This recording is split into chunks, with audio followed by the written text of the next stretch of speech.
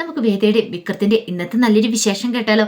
അങ്ങനെ ഇന്നത്തെ വിശേഷത്തില് നന്ദിനി ശ്രീജയോടും കമലയോടും ഒക്കെ പറയണം, എല്ലാത്തിനും കാരണം അവൾ ഒറ്റയൊരുത്തിയ, അവള് കാരണമല്ലേ ഈ പ്രശ്നങ്ങളൊക്കെ ഉണ്ടായത്. എന്നിട്ടോ അവള് അവളുടെ വീട്ടിൽ പോയി കാര്യങ്ങളൊക്കെ സംസാരിക്കാൻ തയ്യാറായോ. ഇപ്പൊ തന്നെ ശ്രീജേടത്തി അവളെ കെട്ടി തലയെ വെച്ചു.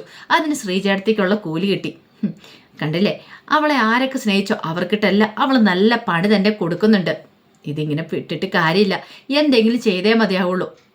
അപ്പോഴേക്കും വിനായകൻ അങ്ങോട്ട് വന്നു. വിനായകനോട് പറഞ്ഞു, വിനയേട്ടനും കൂടെ കണ്ട കാര്യങ്ങളല്ലേ ഇതൊക്കെ, അവളെ ഇങ്ങനെ നമ്മൾ വെറുതെ വിടാൻ പാടുണ്ടോ. അപ്പോഴേക്കുമാണ് വേദ അങ്ങോട്ടേക്ക് വരുന്നത്. ആ കൃത്യസമയത്ത് തന്നെ വന്നല്ലോ.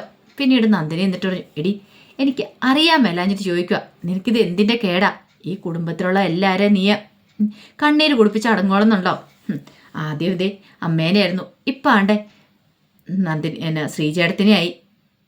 കണ്ടില്ലേ, വിശ്വേട്ടനെ നിന്റെ ചേട്ടനല്ലേ അകത്താക്കിയത്. എന്നിട്ട് നീ എന്താടി ചെയ്തേ, നീ എന്തെങ്കിലും ചെയ്തോ. നിന്റെ ചേട്ടനോട് പോയി കാര്യങ്ങളൊക്കെ പറഞ്ഞിട്ടുണ്ടെങ്കിൽ തീരാവുന്നതല്ലേ ഉള്ളൂ. നീയാണ് എല്ലാത്തിനും കാരണം. ഞാനോ? അതേടി, നീ ആ വീട്ടിലേക്ക് ചെന്നിട്ടുണ്ടെങ്കിൽ തീരാവുന്ന പ്രശ്നം ഉണ്ടായിരുന്നുള്ളൂ. എന്നിട്ടോ നിനക്കത് കഴിയില്ലാത്തതുകൊണ്ട് നിന്റെ ചേട്ടൻ ഈ പരിപാടിയെ കാണിക്കണേ. അപ്പോഴേക്കും വേദയ്ക്ക് നല്ല ദേഷ്യം വന്നു. ആ സമയത്ത് നന്ദിനി പറഞ്ഞു, നീ കാരണം ഉണ്ടാക്കിയ പ്രശ്നങ്ങൾ നീ തന്നെയാണ് തീർക്കേണ്ടത്. അതിന് പകരം അവൾ എവിടെയെങ്കിലും ചുറ്റിക്കറങ്ങിയിട്ട് വന്നിരിക്കുന്നു. അത് കേട്ടപ്പോൾ വേദ പറഞ്ഞു, ഇതേ നന്ദിനി എടുത്തി സൂക്ഷിച്ച് സംസാരിക്കണം. അല്ല, ഞാൻ പറഞ്ഞാലും എന്താ തെറ്റിരിക്കുന്നത് വിനയേട്ടാ, ഞാൻ പറഞ്ഞാൽ എന്തെങ്കിലും തെറ്റുണ്ടോ. അപ്പോഴേക്കും വേദ വന്നിട്ട് പറഞ്ഞു, എന്താ വിനയേട്ടൻ എന്നെ ഈ വീട്ടിൽ നിന്ന് പുറത്താക്കുമോ. നന്ദിനി എടുത്തി വിനയേട്ടനോട് പോയി പറഞ്ഞാൽ. വിനയൻ പറഞ്ഞു, ഞാൻ പുറത്താക്കാനും? നീ വിക്രത്തിൻ്റെ ഭാര്യയല്ലേ, ഞാൻ അങ്ങനെ എന്തെങ്കിലും ചെയ്യുമോ. അതാണ് പറഞ്ഞത്. പിന്നെ നന്ദിനി എടുത്ത് വെറുതെ കണ്ണടച്ചിരുട്ടാക്കാൻ ശ്രമിക്കണ്ട. കാര്യം അറിയാതെ സംസാരിക്കാനും വരില്ല. എന്നോട് സംസാരിക്കാനുള്ള ആൾക്കാർ സംസാരിച്ചോളും. അപ്പോഴേക്ക് ശ്രീജ പറഞ്ഞു, അല്ല നന്ദിനി സംസാരിക്കുന്നില്ല, എന്നാൽ ഞാൻ സംസാരിക്കാം. വേദയുടെ ചേട്ടൻ കാരണമല്ലേ ഈ പ്രശ്നങ്ങളൊക്കെ ഉണ്ടായത്. വേദ അവിടെ പോയി സംസാരിച്ച് തീർക്കാവുന്നല്ലേ ഉള്ളൂ. അങ്ങനെ സംസാരിച്ചാൽ തീരാവുന്ന പ്രശ്നം.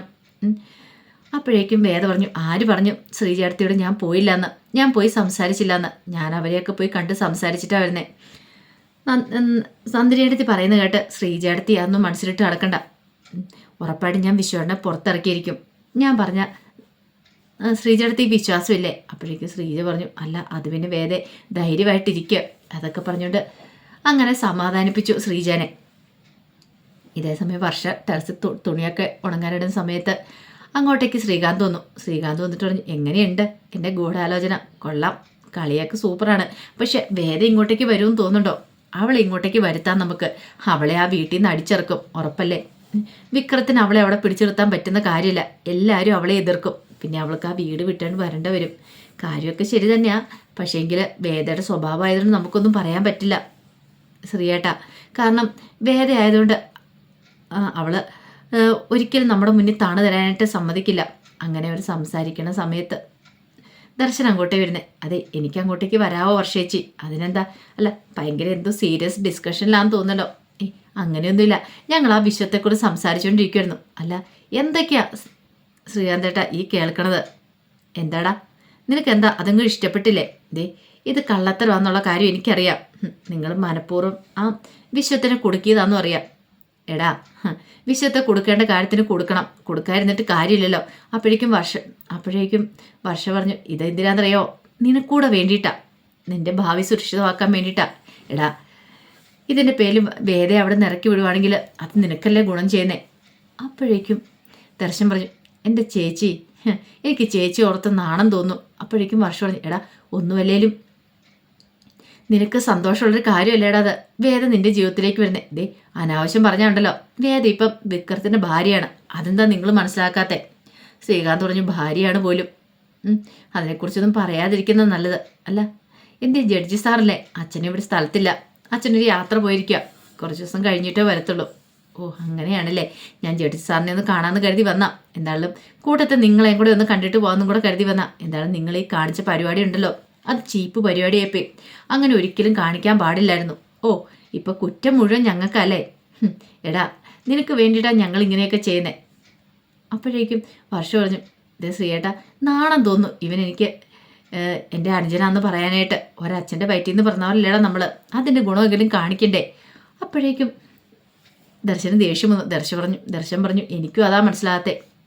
വർഷിച്ചിട്ട് സ്വഭാവം എനിക്ക് ഒട്ടും അങ്ങോട്ട് പിടിക്കണില്ല. എങ്ങനെ ഇങ്ങനെ തരം താണ് പ്രവർത്തിക്കാൻ കഴിയുന്നു? ഒരു പാവത്തിനെ, ഒരു തെറ്റും ചെയ്യാത്തൊരു പാവത്തിനെ പോലീസ് ലോക്കപ്പിൽ കിടത്തിയിട്ട് നിങ്ങളിവിടെ സന്തോഷിക്കുമല്ലേ? ശ്രീകാന്ത് പറഞ്ഞു, ഒരു കാര്യം കാണാതെ ഞാൻ ചെയ്യില്ലെന്ന് നിനക്കറിയാലോ ദർശ. പക്ഷേ ഒരു കാര്യമുണ്ട്.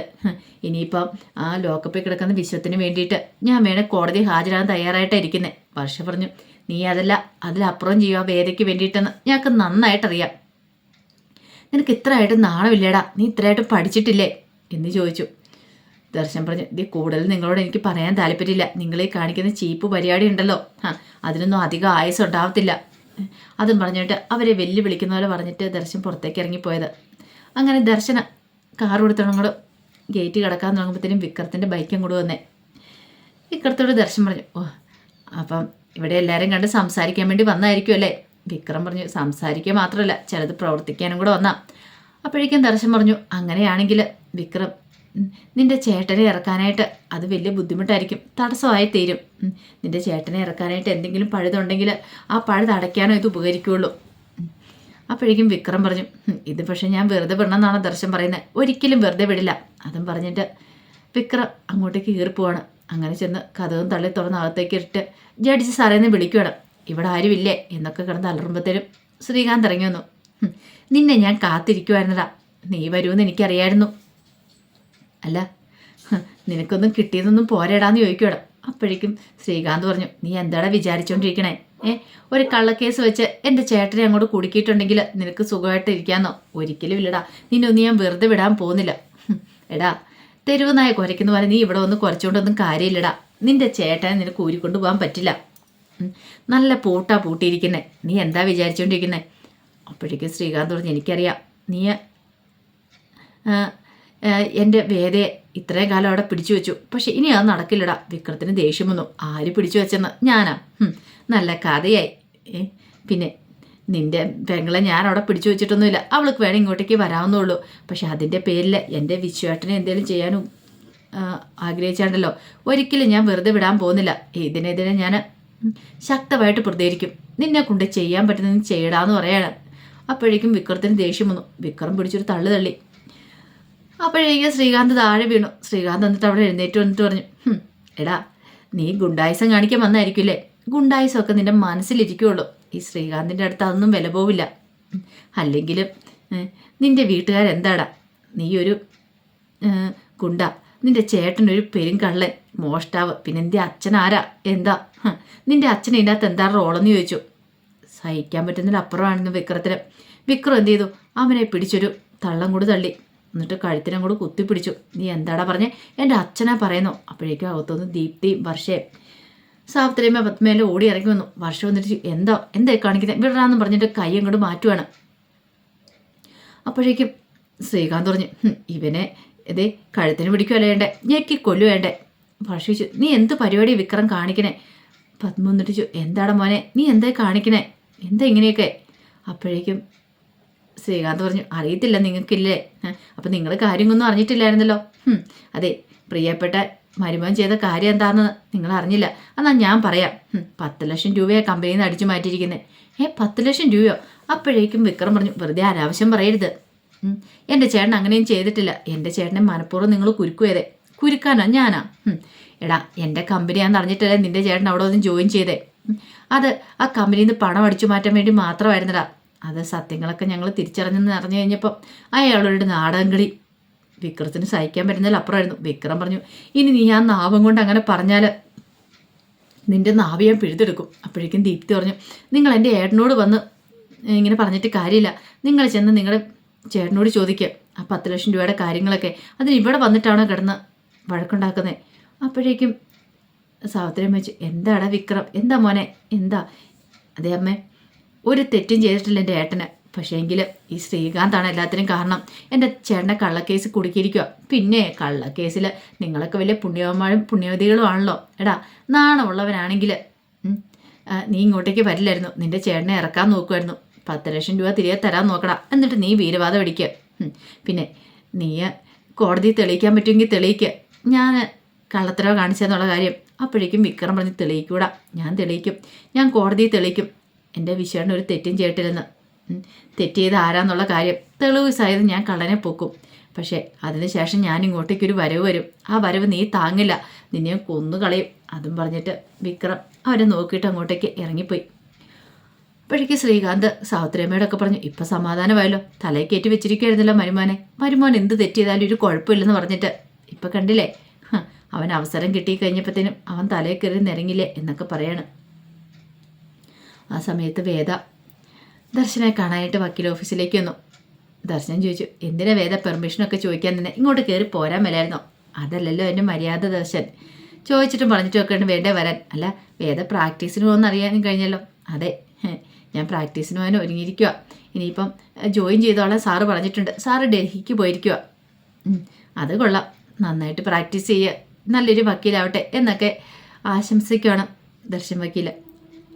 അല്ല ദർശൻ എന്താ എന്നെ വിളിപ്പിച്ചേ? അല്ല വേദയ്ക്ക് അറിയാലോ, വിശ്വണ്ണന് പറ്റിയ കാര്യങ്ങളെക്കുറിച്ചൊക്കെ അറിയാലോ, അപ്പോൾ അതിനെക്കുറിച്ചൊന്ന് സംസാരിക്കാൻ വേണ്ടി വിളിപ്പിച്ച. വേദ പറഞ്ഞു, വിശ്വണ്ണൻ ഒരിക്കലും അങ്ങനെ ഒരു തെറ്റ് ചെയ്തിട്ടില്ല. എനിക്കറിയാം വേദേ, ഞാൻ നിൻ്റെ വീട്ടിൽ പോയിട്ടുണ്ടായിരുന്നു. അവിടെ ചെന്ന് ഞാൻ വർഷയിച്ച് ശ്രീകാന്തേട്ടനെ കാണുകയും ചെയ്തു. അവരോട് കാര്യങ്ങൾ സംസാരിച്ചു. അവർക്കറിയാം ഇതിനെക്കുറിച്ചൊക്കെ, പക്ഷേ മനഃപൂർവ്വം പൂട്ടാൻ തന്നെയാണ്. ആ സമയം വേദ പറഞ്ഞു, അങ്ങനെയാണെങ്കിൽ ഇത് ഞാൻ വെറുതെ വിടാൻ പോകുന്നില്ല. എന്ത് ചെയ്യണമെന്ന് എനിക്കറിയാം.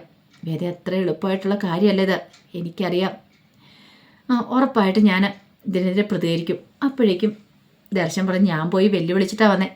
വിശ്വൻ്റെ കേസ് ഞാൻ വേണേ ഏറ്റെടുക്കുമെന്നും പറഞ്ഞ്, ഞാൻ ആ കേസ് ഏറ്റെടുത്തോളാം. വേദ പറഞ്ഞു, തൽക്കാലത്തേക്ക് വേണ്ട.